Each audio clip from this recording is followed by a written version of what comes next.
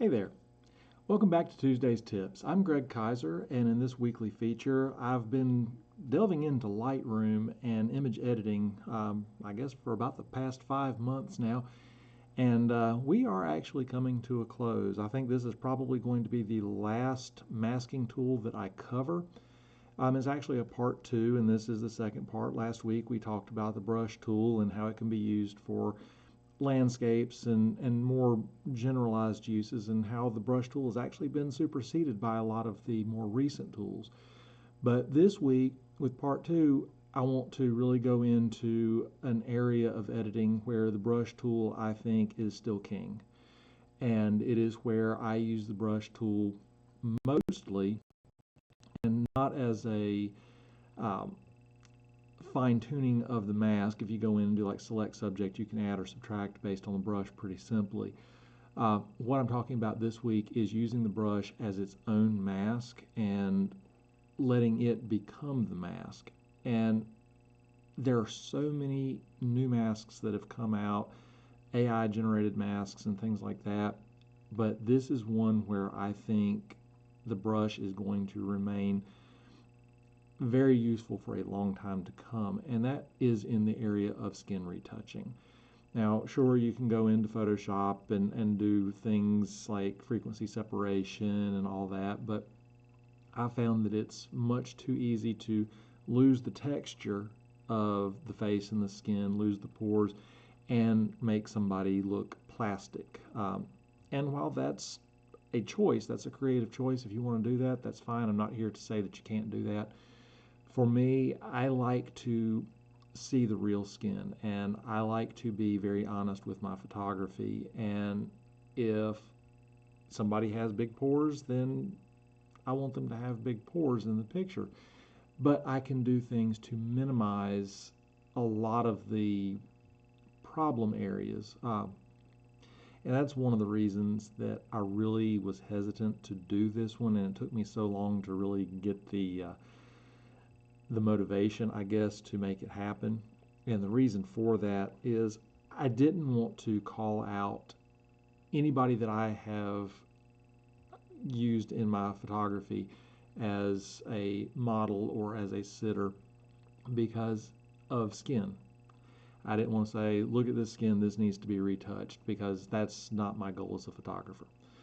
I've talked about this with my wife at length, and she has graciously volunteered to let me use one of her photos, and she said, hey, just let everybody know that there's some areas that she's not comfortable with, and she actually would want me to correct them in post. And ironically enough, I usually have to do very little skin retouching with her. She's very good at putting makeup on, but there was this one session that we did a while back. It's probably been over a year ago now, maybe close to 2 years, where she didn't have a whole lot of makeup on, and I actually chose to use hard light. And that is rule number one when you have somebody with skin that may not appear as smooth as what you're going to want. Rule number one is use soft light, big light modifiers. If they have oily skin like me, use as much diffusion as you can. It takes the specular highlights away, and that helps smooth a lot of the skin to start with. And the idea is to get these pictures as close to right in camera as you can. For this set, I was going for kind of an outdoor vibe, and this was in my studio. So what I ended up using was a Magnum reflector, which is not a small reflector, or not a small modifier, but it is a smaller modifier than a softbox. It does count as hard light. And hard light, what it does is it accentuates the contrast on any surface with texture. As with the sun in the mountains, it creates deep shadows and brighter highlights as the shadows fall. Same thing with hard light on skin. It will exacerbate any issues, any skin imperfections that you might have. And one of the rules of thumb is if you're using hard light, be prepared to do some retouching. So that made kind of a easier choice for which set to go with, because most of the time I do light her with soft light, although I really like how she looks in hard light. There's just a little bit more retouching to go with it. So we went with one from that session. And there's not a lot that needs to be done, but it does showcase what this tool can do. And I'm not going to do a complete retouching because that can get into a little bit more time than what I think you want to deal with.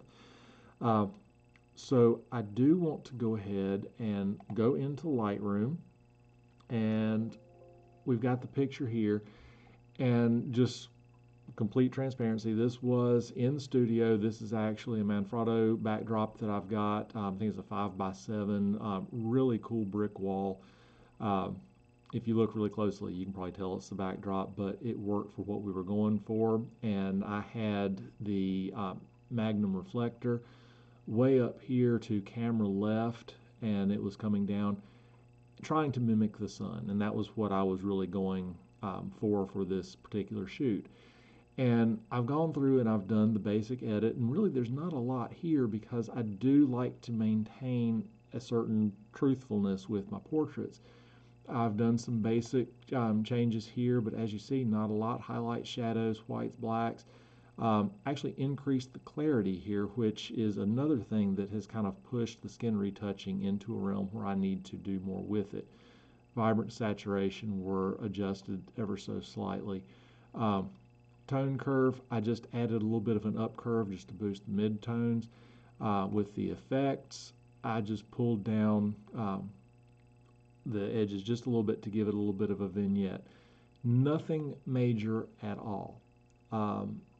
Everything else that I did was in masking, and I've just basically separated Tony from the back wall and did the back wall, and I've done two separate edits here just to kind of get things squared away, and I've got an edit here on her hair just to add a little bit of clarity, a little bit of texture here to get kind of the texture of the hair to come out.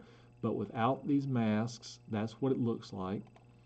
With masks, as I've got so far, that's what we've got. So we've brightened things up.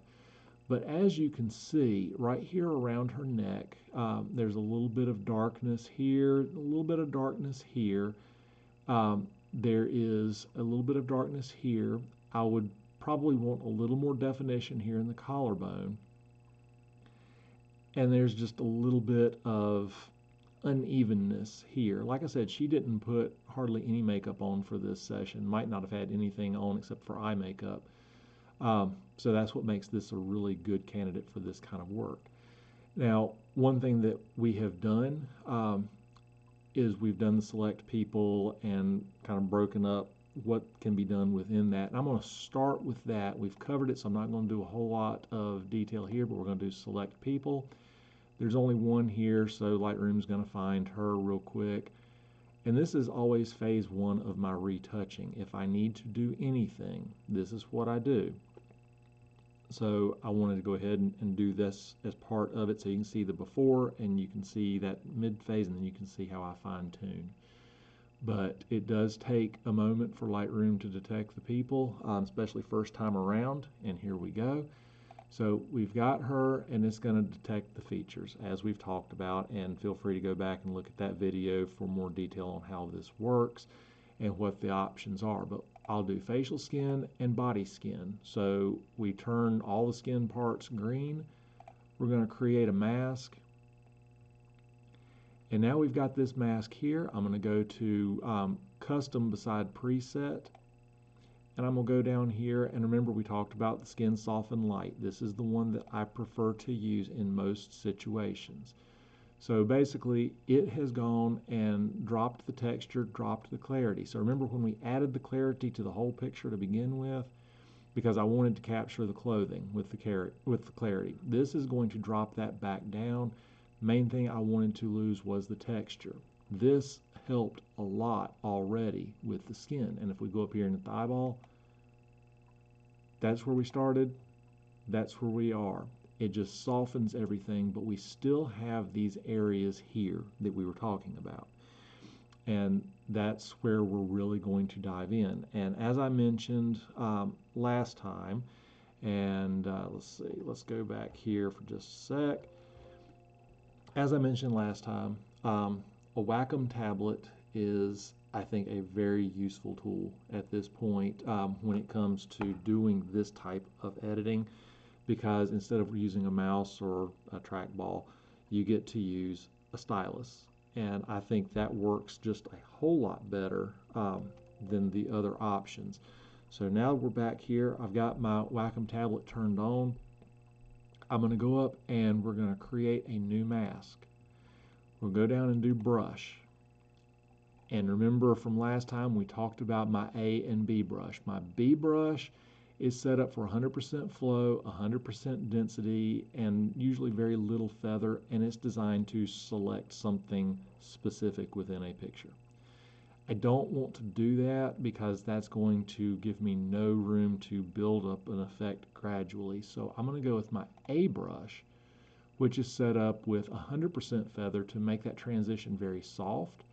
My flow is set at 30%, and density can be anywhere from 100 to 50. Depends on how much I want this to build up and how quickly. So I'm going to drop it to 75.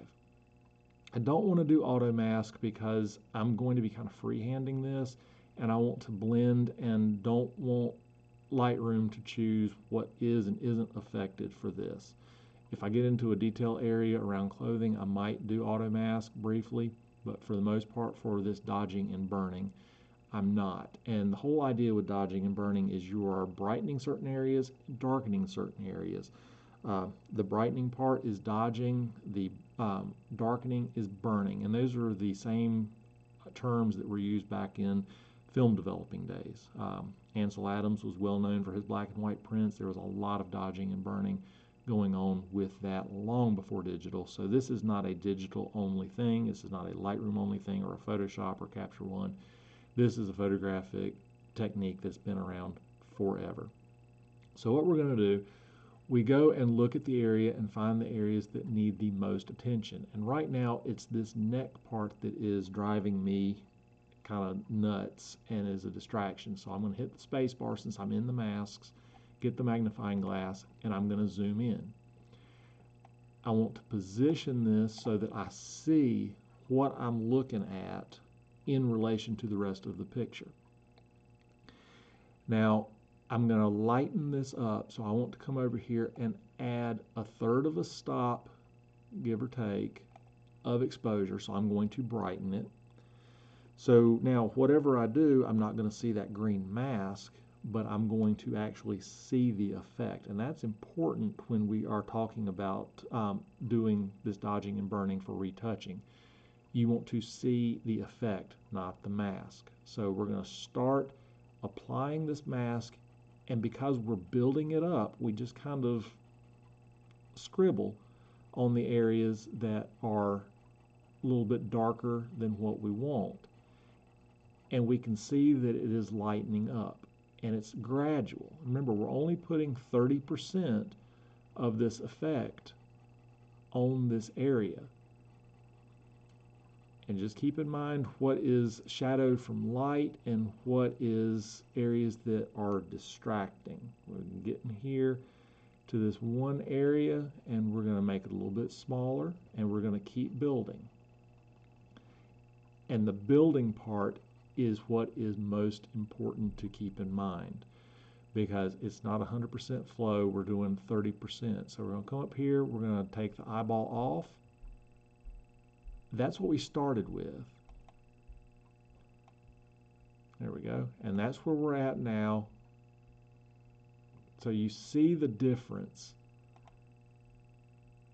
And what we can do, we've got that there, that's lightened. Let's do another new mask, brush, and this time we're going to darken. Same brush, same 30% flow, 75% density. We're going to drop it another 1/3 of a stop. This time we're going to go around the outside of that area, and we're going to darken the skin that's around. We're just creating a blend. This is all natural stuff on a human body, human skin, but the idea is to reduce the contrast. Transitions are still there. It is still the same person with same characteristics, but we're making this a little less visible. So now we can undo that mask, and we can see that's where we started, that's where we are now. It takes that contrast out. So if you take both of these, this is what we started with, and here we are now. Come back here, zoom out. That is still there. It's not as visible. So now we go in, and just for simplicity, let's go ahead and title this so I don't get confused. Mask 2 is now going to be the dodge, because that's where we were lightening. So we can go up to the amount slider, and we've got it blended pretty well, but we can add to it, and it starts getting a little funky, and we don't want to take all of it out, but we go somewhere right around in there.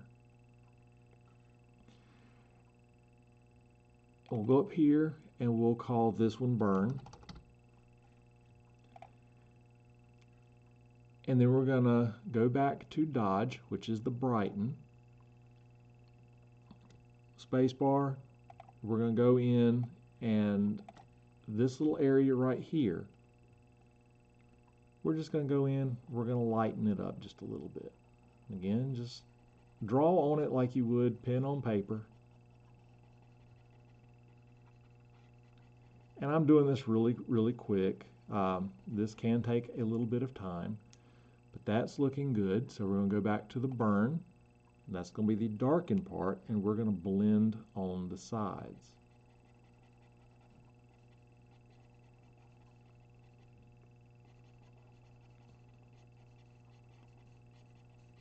Okay, so that's still there, but it is no longer nearly as visible. Spacebar, come back up here, and let's do a new mask. We're going to do a brush, same thing. We're going to lighten about a third of a stop. This time we're going to add some warmth to it. So somewhere up around 14, 15, something like that. And here in this dark area where we've started to bring it up, we're going to bring some more lightness in. We're also going to bring more warmth in, because as we're lightening this, it's turning kind of gray just because of how the skin tone is. And this is going to be specific for who you are retouching. Depends on skin tone, depends on skin type. Because of Tony's very warm-natured skin, to bring this up is going to lose that warmth. And we go back here to the eyeball, and you see where it was starting to just get kind of a dark gray. We've lightened it up some more. We've added warmth. So now we've got a dodge with warmth. So two different dodging effects here. Zoom out, and let's go ahead and get all those little things off. That has now gotten to be a whole lot less problematic, and you can keep working it until you're happy. Same thing with areas up here, but what happens when we want to give more sculpting? Like right here by her cheek, I mentioned the collarbone. Let's go back here to the collarbone, because this is really a cool technique because it works in the other direction. We have a burn layer already here, which is darkening, so we're going to select that. And instead of de-emphasizing this, we're going to go in and we're going to burn this down just a little bit more and make it a little more contrasty, because the light was up ahead or up on top of her, so this shadow didn't really happen all that much. So I can darken that down, and then I can go back, select dodge, which is brighten, and now I'm going to brighten this highlight right here on her collarbone.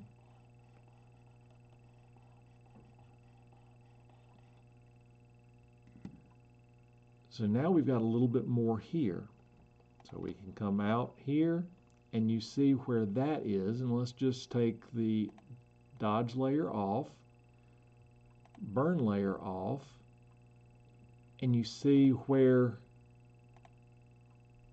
those are all kind of building up and we start to see more of the structure here.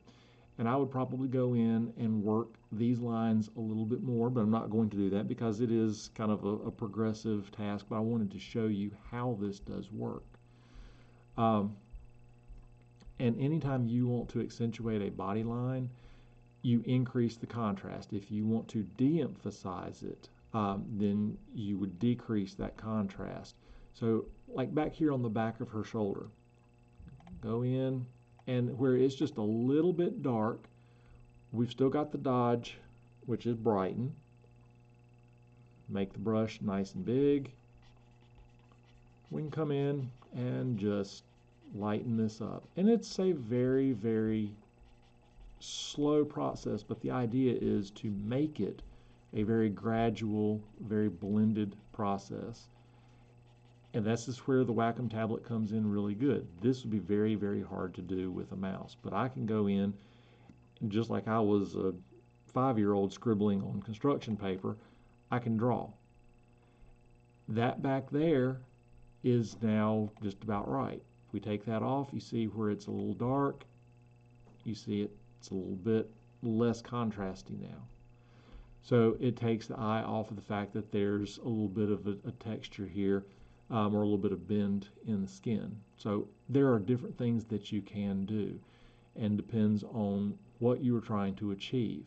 Up here on her nose, she does wear glasses, so she's got kind of a permanent dark spot here, so we would want to bring that up. So we're going to go back to our dodge, which is brighten, make the brush a little bit smaller, and we're going to go in and we're just going to work this area right here. And we just build it up, and between the flow and the density, it takes a lot to get 100%, but we've now taken that out, at least making it less distracting. The whole idea is to retain the skin, and we don't want to lose that. We want to, this is part of a person's, it's almost like DNA. It's like fingerprints. This is what makes a person, their skin texture. And it's all in what you really want to do as the photographer. Maybe we want to come in here, and where the light didn't have quite as much contrast, we can hit that burn. We can make the brush just where that ridge is underneath the cheek and on the jawline, and we just darken it down. Adding contrast creates sculpting. So anytime you want to accentuate a line, like a jawline, jawlines are very important, you want to make that a little bit darker. So we can take this burn layer off, put that back on, and it's subtle, but it's there. And it's something that you do specifically. Right here, we want to add a little bit more contrast and differentiate this chin. We're going to burn down this area right here. Just wherever you see that you want more or less definition, these masks work great, and it's just your dodge and burn, and you go back between the two. Use your space bar, move around, see where we're at. The areas here, just with the normal, wrinkles here in the neck, everybody has them. She's lifting up, it's straightening them out, but the wrinkles are there. We're going to go ahead, and because of where they're at, I want to do the dodge with warmth, because I want to bring that skin tone in a little bit more. So I'm going to make this brush really, really small. And I'm just going to follow this line, and it doesn't have to be exact because everything that you're doing is so gradual. And to go outside of the lines actually helps blend it. But this dodge with warmth, and again, know who your client is, know their skin, and know what works best. Now, if we go up here and toggle this on and off, you can see just that little bit made a heap of difference. So you can keep building this up. You can keep adding different levels. Like here, I'd probably work on this a little bit more, but you can keep working it until you're happy with it. And then the end result from the skin softening that we did in general, and then we did 3 different dodge burn masks. We can see this is where we started.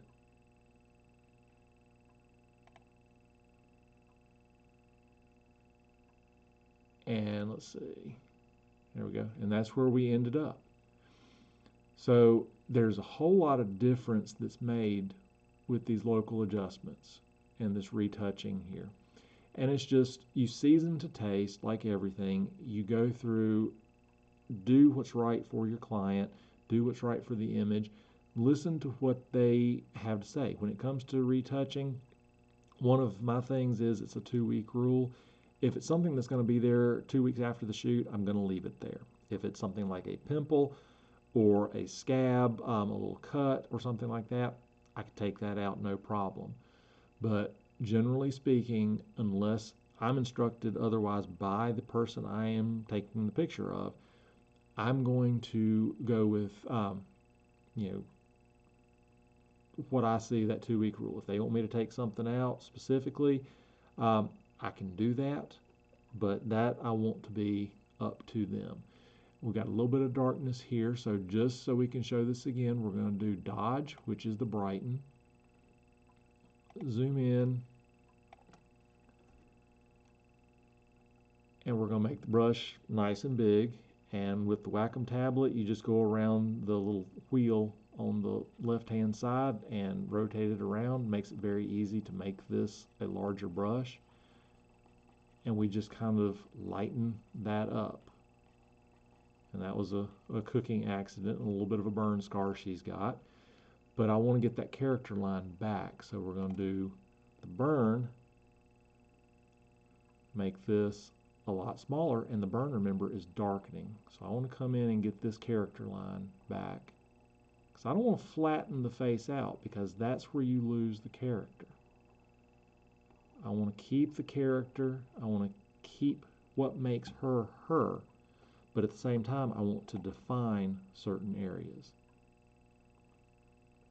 So there we go. That is a quick version of how I would retouch, and I've only hit certain areas, but the principles are the same. And let's see, let's go back. Okay. Like I said, there's 2 ways of looking at dodging and burning. You can accentuate the contrast, or you can de-emphasize the contrast. You either darken the darker parts or lighten the darker parts, and either brighten the lighter parts or darken the brighter parts. It's however you want to proceed with your image to get that image the way that you want it. And go as far as you want, but you want to make sure you keep definition. You want to keep the structure of the face, and lighting goes a long way in achieving this. And it's worth remembering, if you have a client that has more difficult skin to work with, go with a softer light source. The bigger the better. If they are somebody that, number one, has really great skin or has very good makeup on, then you can go with a hard light. Just know that just like a mountain scene with a low sun, you're going to have accentuated peaks and valleys in the skin. So keep that in mind. Light for the client, light for the scenario, light for how you intend to edit. If you don't want to spend a lot of time on an edit, go with softer light. If you are going to spend more time with an edit, or you need harder light for another specific effect, then go with a harder light if that fits the shoot. always shoot for how you intend to edit, and then edit faithfully for how you want that photo to look. Don't go overboard. Don't go for the quick and easy options. Uh, Going in and doing a lot of the Photoshop actions and doing, all the AI retouching and stuff, a lot of times that will remove things that you, or at least I would want to keep, part of the characteristics of a person. So just keep in mind that end result and use the tools that are available accordingly. And that, I think, brings us to the end of how we're going to use all the tools within Lightroom. I think I've got a really good collection. As new features are added to Lightroom, I will add to this.